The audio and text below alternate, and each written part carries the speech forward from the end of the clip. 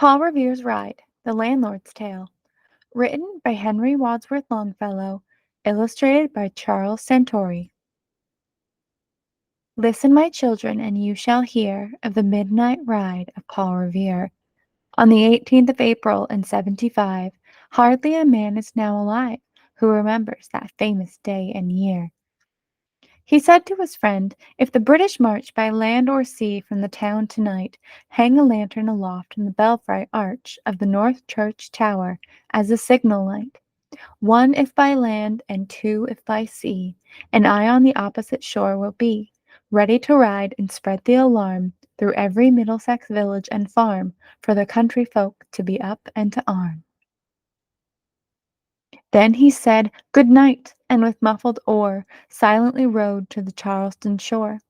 Just as the moon rose over the bay, where swinging wide at her moorings lay the Somerset, British man of war, a phantom ship with each mast and spar across the moon like a prison bar, and a huge black hulk that was magnified by its own reflection in the tide.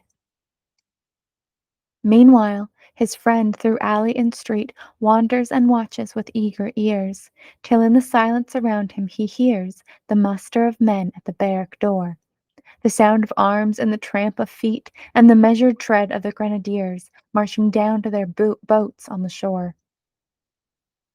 Then he climbed the tower of the old North Church by the wooden stairs with stealthily tread, to the belfry chamber overhead, and startled the pigeons from their perch on the sombre rafters that round him made masses and moving shapes of shade, by the trembling ladder, steep and tall, to the highest window in the wall, where he paused to listen and look down a moment on the roofs of the town and the moonlight flowing over all.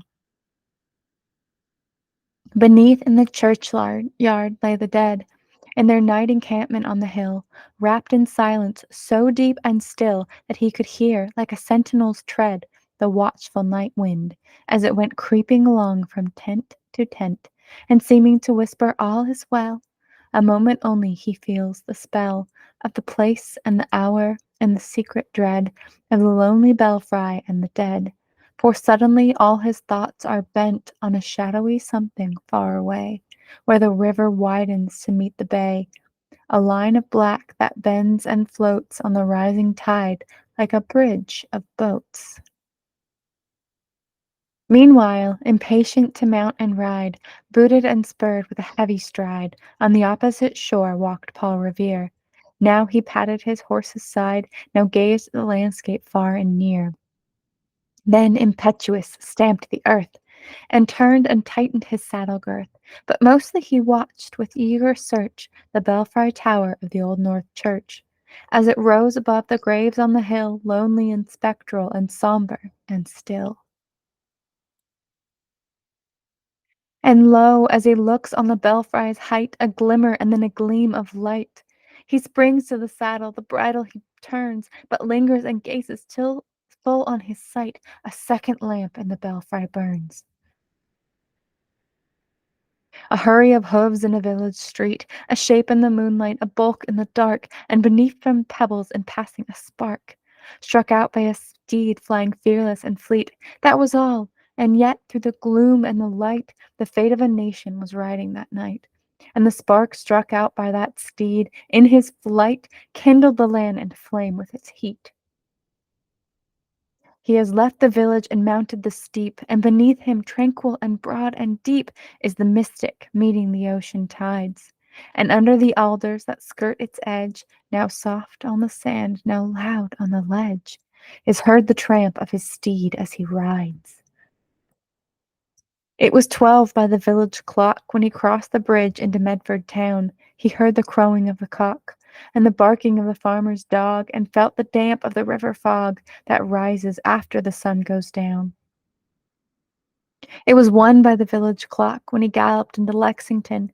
He saw the gilded weathercock swim in the moonlight as he passed, and the meeting-house windows blank and bare gaze at him with a spectral glare, as if they already stood aghast at the bloody work they would look upon.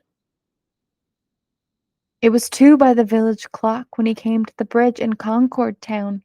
He heard the bleating of the flock and the twitter of birds among the trees, and felt the breath of the morning breeze blowing over the meadows brown.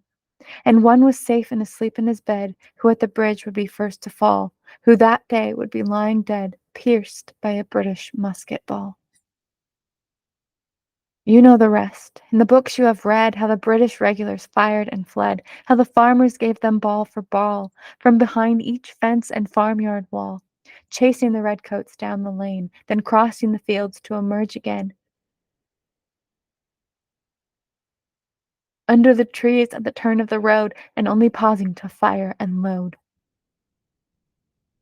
So through the night rode Paul Revere, and so through the night went his cry of alarm to every Middlesex village and farm, a cry of defiance and not of fear, a voice in the darkness, a knock at the door, and a word that shall echo forevermore.